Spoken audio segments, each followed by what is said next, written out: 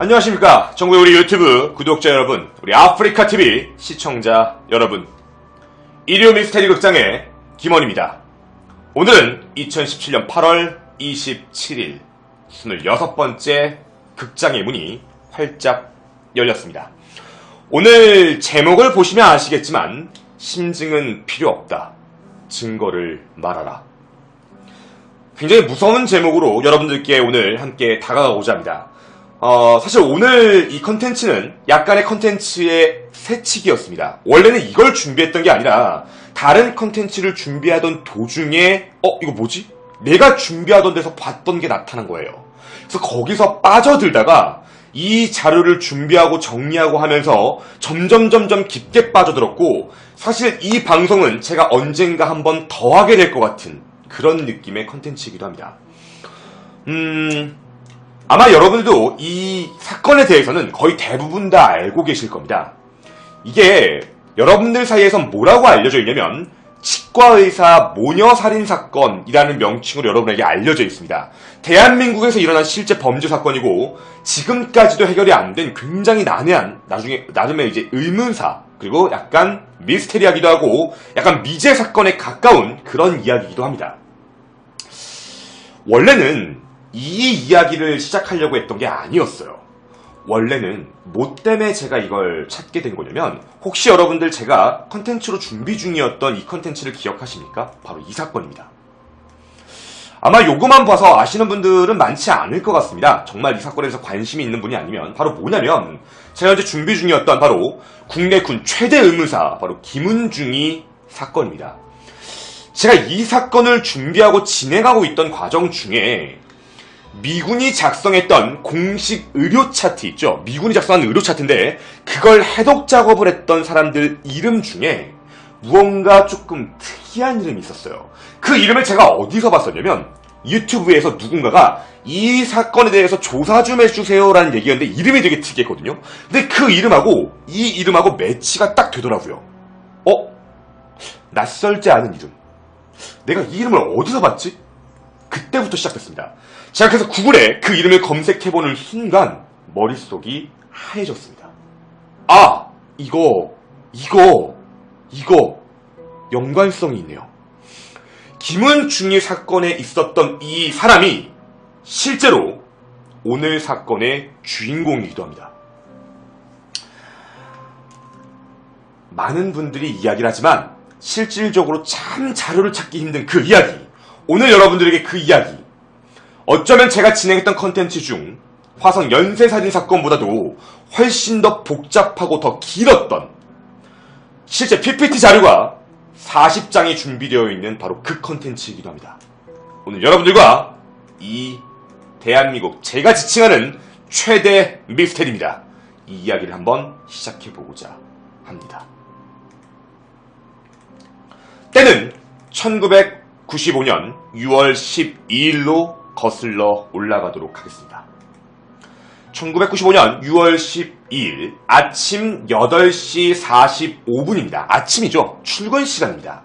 서울 은평구에 있는 불광동 엠모 아파트라고 하겠습니다. 이 아파트의 이름을 직접적으로 방송할 수는 없어서 엠모 아파트의 708호입니다. 708호에 흰 연기가 발생됩니다. 시간을 기억을 잘 하셔야 됩니다. 아침 8시 45분 이 아파트에 뭔가 흰 연기가 발생이 되고, 똑같은 시간 오전 9시 7분 경비원은 놀래서 곧바로 인터폰으로 집에 연락을 합니다. 근데 전화를 해봐도 아무도 안 받는 거예요. 집에 사람이 없구나라는 걸 확인하고 9시 7분에 곧바로 경비원은 그 집으로 올라갑니다. 그리고 사람이 있는지를 확인했는데 연기만 나니까 안 되겠다 싶어서 방범창을 직접 뜯고 안에 들어가 확인했더니 불이 난 걸 확인하게 됩니다. 결국 9시 10분 경비가 화재낸 것을 알고 119에 신고를 하게 됐고요. 9시 20분 소방관들이 도착해서 딱 10분 만에 화재를 진압하게 됩니다. 여기까지는 정말 별거 아닌 단순 화재 사건, 그리고 경비원께서 굉장히 잘 처리했던 정말 다행인 그런 일이기도 합니다. 실제 화재 현장입니다. 안방에 있는 장롱 쪽 있죠? 안방에 있는 장롱 쪽에 있는 가구 쪽에서 화재가 발생하게 됐습니다. 그래서 이렇게 여러분이 보시는 사진과 같이 이쪽 일부가 많이 탔어요. 그러니까 집안에 큰 불로 번지기 전에 잘 수습이 되고 잘 꺼진 그런 일이기도 했습니다. 그래서 그냥 아무 생각 없이 이제 다 끝났구나. 진화를 다 거치고 이제 끝났네 라고 생각을 하고 넘어가려고 했는데 말이죠. 욕조 쪽이었습니다. 욕조 쪽에서 무언가 소방관이 이상한 걸 확인하게 돼요. 욕조가 이렇게 생겼습니다. 뭔가 커튼 같은 게 내려온 상태로 그 안에 보시면 무언가 사람 같은 게 보였던 거예요. 저게 뭐지?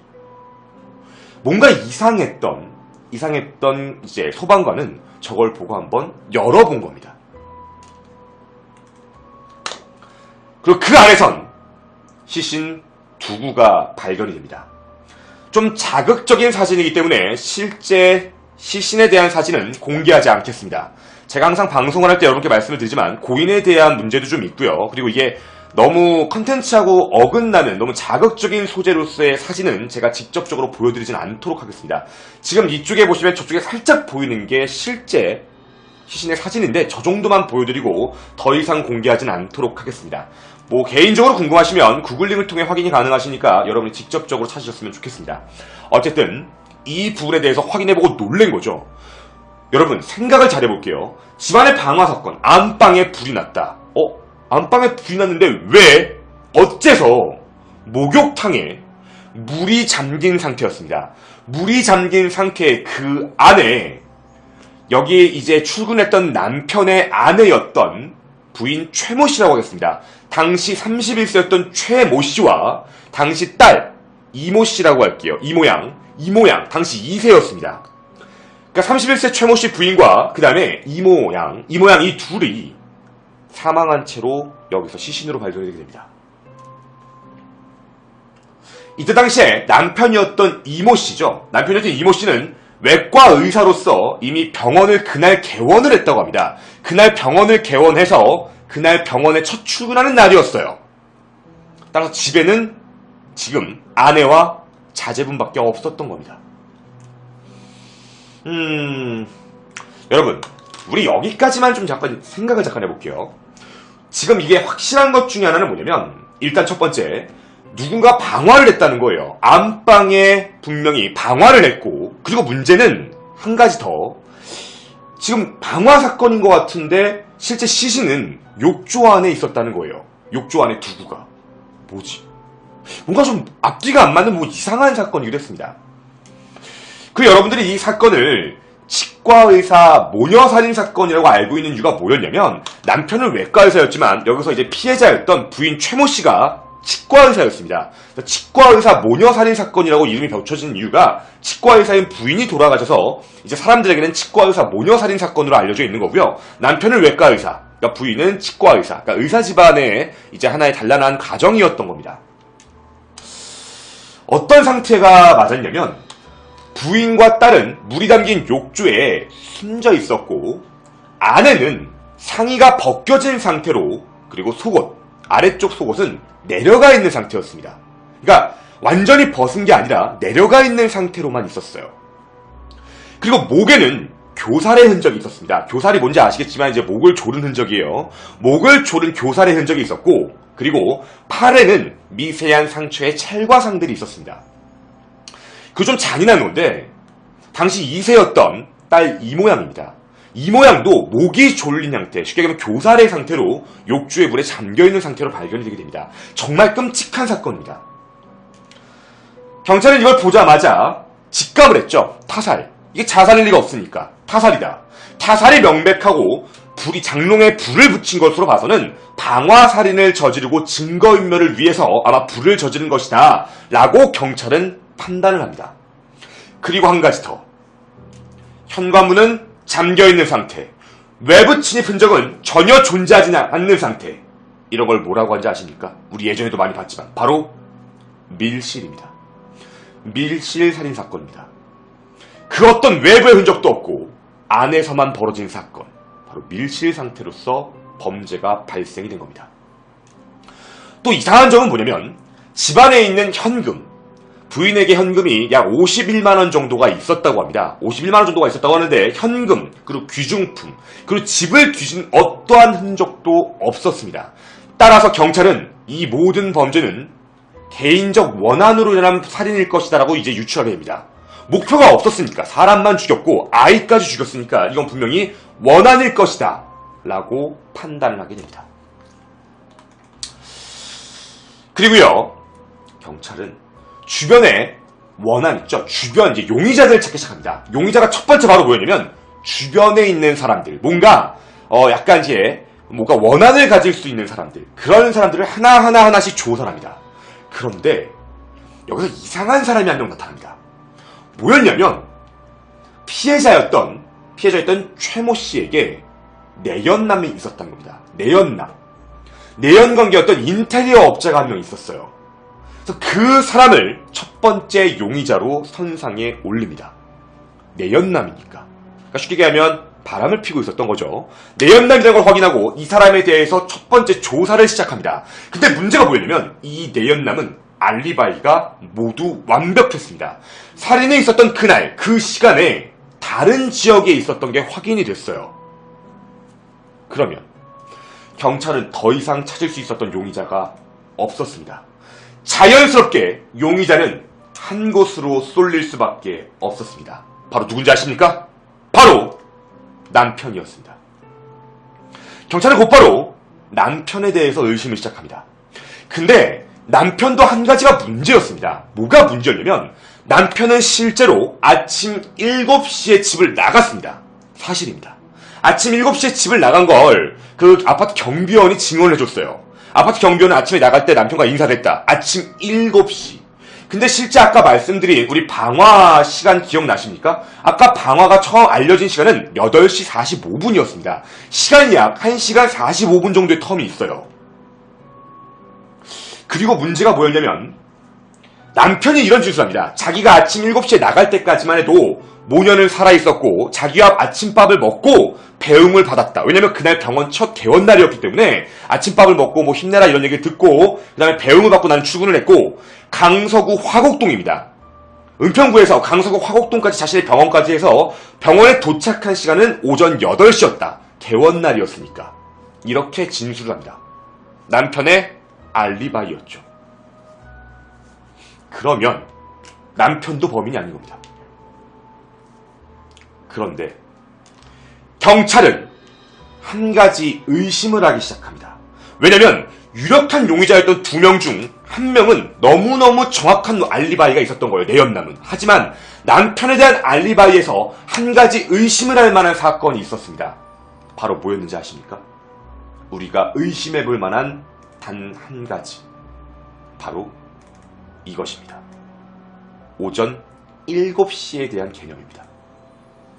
무슨 소리냐면 오전 7시 이전에 죽인 거라며. 왜냐면 나 아침밥 같이 먹고요 이렇게 얘기하고 아침밥도 같이 먹고 그 다음에 내가 그냥 그걸 봤어요 이렇게 얘기한 거잖아요. 날 출근하는 걸 배웅해줬어요 라고 얘기를 했었으니까 그러면 아침 7시를 기점으로 얘기했을 때 이 사람 말이 진실이 아닐 경우 이 사람이 얘기했던 게 7시 이전이라는 경우의 수를 깔게요.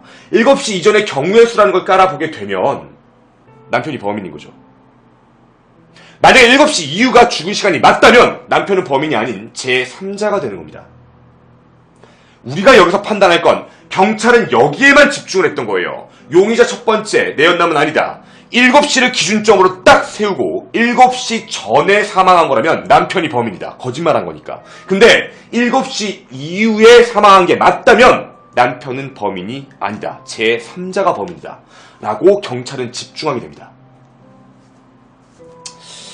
여러분, 어떤 생각이 드십니까? 오늘 여러분들과 이야기하게 될 결정적 시간 오전 7시입니다. 그래서 오늘 이 사진은 내리지 않겠습니다. 이 위에 두고 여러분들이 계속해서 생각하시길 부탁드리겠습니다. 오전 7시에 대한 개념입니다. 오늘 이 시간이 가장 중요한 시간이기 때문이기도 합니다. 여러분, 여기까지는 어떻습니까? 여기까지. 우리가 지금까지 얘기해본 걸 정리해보면 경찰이 남편을 의심해볼 만한 거, 의심해볼 만한 이유는 분명히 명확했어요. 남편을 의심할 수밖에 없는 이유. 일단 집안의 외부의 침입의 흔적이 없는 밀실이다. 남편의 증언만을 믿을 수는 없다. 남편이 7시에 모녀들이 깨 있었다고 얘기를 했지만 그것도 좀 의심스럽다. 따라서 경찰은 남편을 조사하기 시작합니다. 검찰과 경찰은 남편을 집중 조사하기 시작을 합니다. 그리고 결국에 찾게 되는 게 있습니다. 남편이 범인이라는 증거를 하나씩 제시하게 됩니다. 이제 여기가 가장 중요한 얘기입니다. 바로 뭐냐면 첫째입니다. 시반의 형성입니다. 남편이 범인이라는 증거에 시반의 형성이라고 얘기하는 게 뭐냐면 이게 문제예요. 잘 들으셔야 됩니다. 시체가 발견이 되고 시신이 발견되고 거만이죠. 거만이라는 게 뭔지 아시죠? 그걸 확인해보는 시간, 시신을 확인해보는 거만, 한번 확인해보는 그 시간인데 그 거만을 해보는 시간이 오전 11시 30분이었습니다. 오전 11시 30분에 거만이 시작됐는데 그때 당시에 아내한테 우측 대퇴부를 중심으로 양측성 시반이라는 게 형성이 있습니다. 여러분이 양측성 시반이라는 게 뭔지 모르실까봐 제가 요거에 대해서 갖고 왔는데 양측성 시반이란 건 사망한 지 최소 4시간 아니면 사후가 4시간에서 8시간 사이라고 얘기하는데 평균적으로 6시간에서 8시간이라고 합니다. 6시간에서 8시간 정도 사이에 이제 위아래로 해서 뭔가 반점 같은 게 생깁니다. 이게 양측성 시반이라고 합니다. 근데 문제가 뭐였냐면 아내한테 우측 대퇴부요, 종아리 쪽을 중심으로 양측성 시반이 있었다는 거예요. 이거 뭐 이상하지 않습니까? 양측성 시반이 생겼다. 오전 11시 30분에 검열했는데 그러면 이거부터 6시간에서 8시간 정도를 더 뒤로 당기면 실제 사망 추정 시간은 새벽 3시 반부터 5시 반 사이가 됩니다.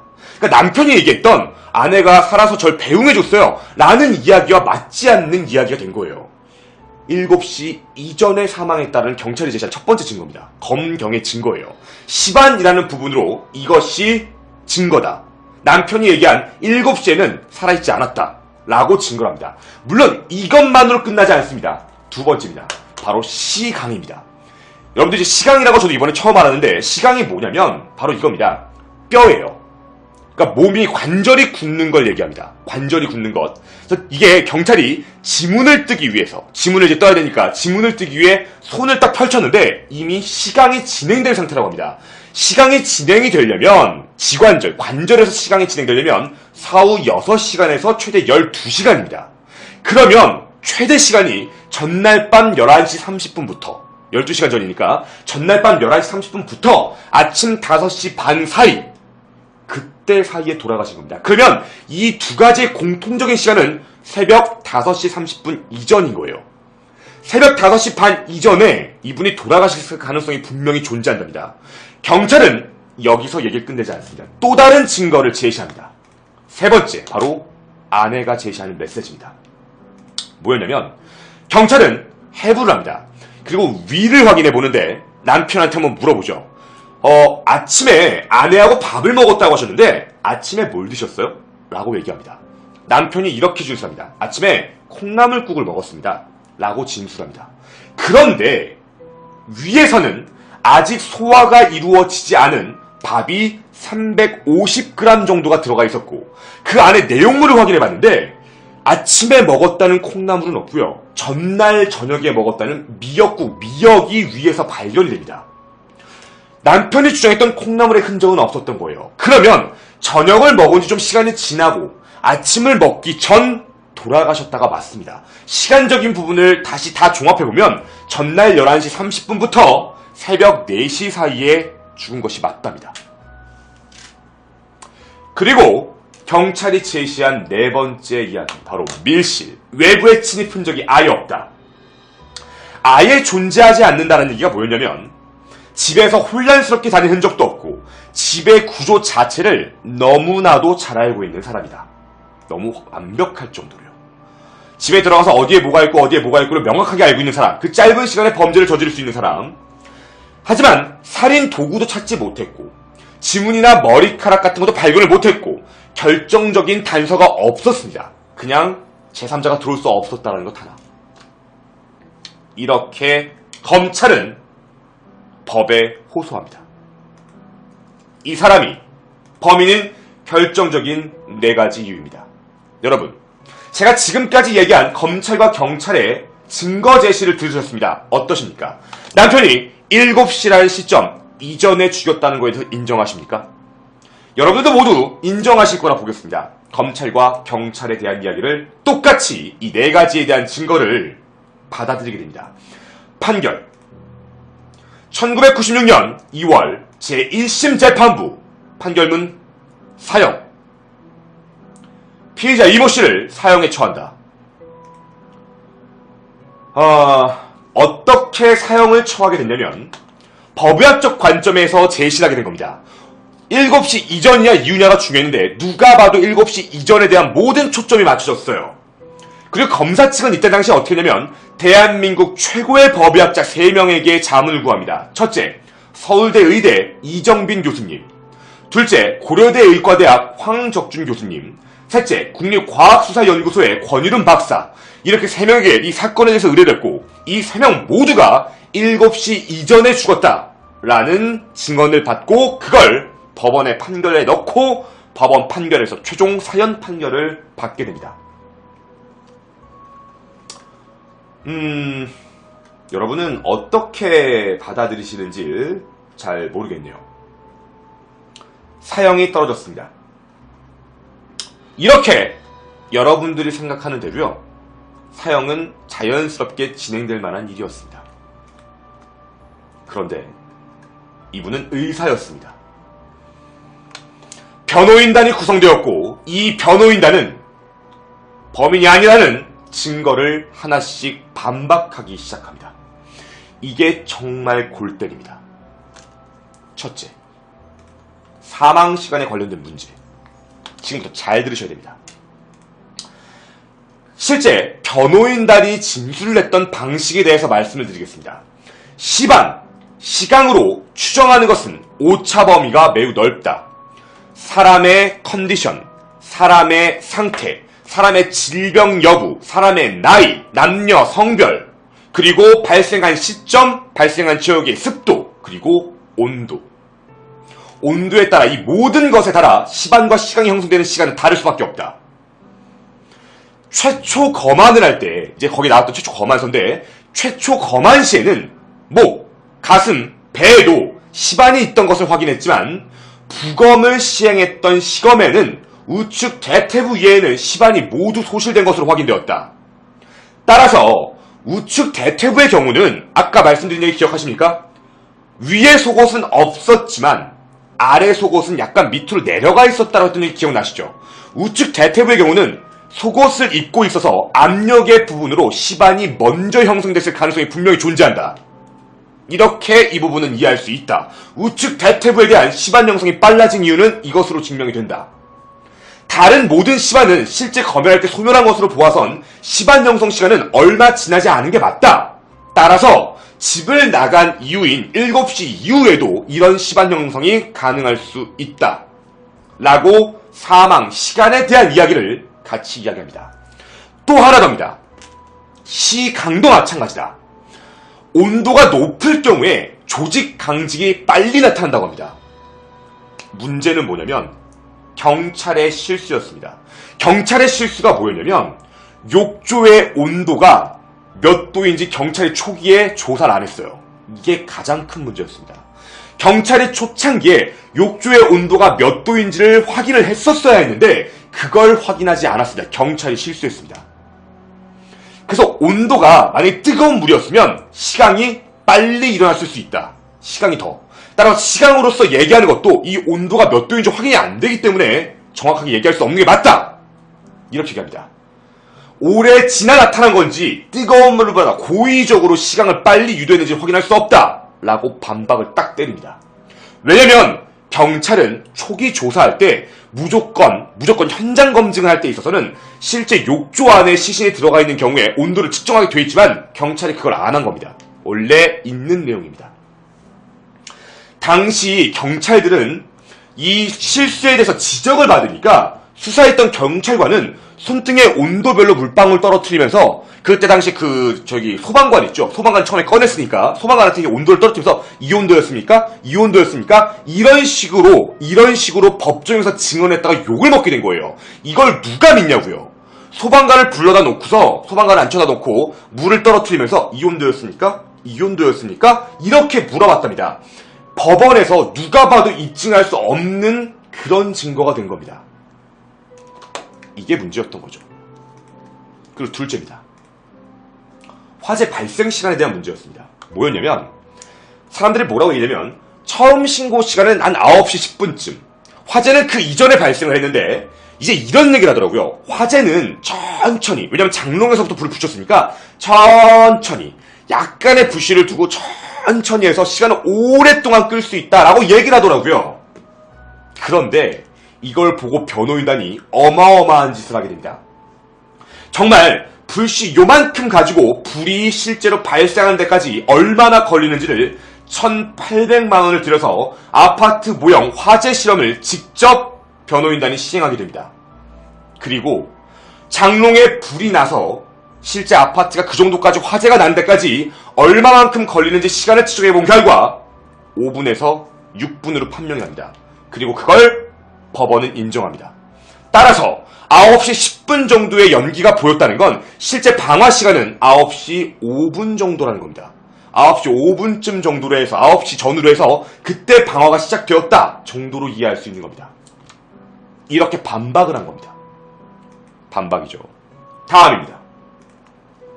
세 번째, 여러분이 궁금한 아내의 메시지, 바로 그 소화 상태에 대한 것도 반박을 합니다. 뭐라고 했냐면 아침 식사 당시 미역국을 먹을 수 있다. 왜냐면 제가 아까 뭐라고 했는지 기억하십니까? 남편한테 이렇게 얘기했어요. 아침 식사 뭐 드셨습니까? 남편은 콩나물국을 먹었습니다. 라고 얘기했지 아내가 콩나물국을 먹었다고 얘기한 적은 없다예요. 그렇게 얘기한 겁니다. 아내가 콩나물국을 먹었다고 얘기한 적은 없다. 다시 얘기하면 아내가 아침 식사를 남은 미역국을 먹었을 수도 있다. 그리고 하나 더, 평상시에 아내가 원래 공복 상태를 있는 걸 되게 좋아했기 때문에 확인이 되지 않는다. 그리고 한 가지 문제점, 이 안에서 확인을 해봤는데 전자레인지 있죠. 전자레인지에 원래 아내가 아침 대용으로 먹었던 한약도 발견이 됐습니다. 따라서 아내는 한약을 먹으려고 했다는 증거도 있기 때문에 아침 대용으로 먹었던 거니까 그러면 아내는 아침을 먹지 않았다가 더 가까운 게 아니냐라고 변호인은 반문합니다. 이렇게 소화 상태에 대한 것도 반박을 합니다. 그리고 변호인단의 네 번째 진술, 이게 가장 소름 돋습니다. 컨택트 렌즈입니다. 아내는 사망 당시 컨택트 렌즈를 끼고 있었습니다. 평소에 렌즈를 빼고 살죠. 아침에 일어나서 화장하고 렌즈를 낀다고 얘기합니다. 근데 렌즈를 끼고 죽었다는 건 자기가 자기 전 사망했거나 아니면 일어나서 렌즈를 낀 상태로 있다가 죽었다가 맞다. 자기 전에 죽었다면 더 많은 시반이 형성되어야 되는 것이 아니냐라고 반문합니다. 이 변호인단이 그 전에, 그러니까 낀 상태로 전날 죽었다면 시반이 더 많아야 됩니다. 근데 시반이 없지 않습니까? 그러면 출근 준비를 하다 죽은 게 더 납득이 되지 않습니까? 이렇게 얘기를 한 겁니다. 이 얘기를 들은 검찰과 경찰은 제가 가장 미스라고 생각하는 부분 중에 하나인데 말도 안 되는 반박을 시작합니다. 저는 제 개인적인 생각을 여기다 잠깐 넣을게요. 여기까지 왔을 때 검찰과 경찰은 더 깊은 조사와 더 많은 탐문 조사를 했었어야 돼요. 그런데 경찰은 여기서 다른 이야기를 합니다. 검찰과 경찰은 재판 영향에 절대 끼치지 않는 간접적 정황으로 반박을 하기 시작해요. 쉽게 얘기하면 논리적 반박이 아닌 무언가 다른 이상한 정황 증거를 제시합니다. 뭐라고 얘기하냐면 첫째, 아내의 외도가 있었다. 내연남이 있었다. 1989년 남편과 결혼을 했지만 1992년 그 치과병원을 개원할 때 인테리어 업자와 사건 직전까지 불륜을 했다. 실제 자신의 병원 내에서도 성관계를 가진 것으로 확인이 되고 이후 병원 간호사들 진술을 통해서 알게 된 겁니다. 수사 과정에서 발견된 아내의 일기장에서 보면 남편과 잠자리를 가면서도 그 내연남이 더 떠오른다라는 일기장이 발견이 돼서 이 부분에 대해 남편이 알고 살인을 저지른 것이 아니냐라고 얘기합니다. 근데 문제는 남편은 여기서 반박을 했어요. 나는 외도 사실을 전혀 몰랐다. 그러니까 아내가 죽고 이 조사가 시작되고서야 알았다는 얘기입니다.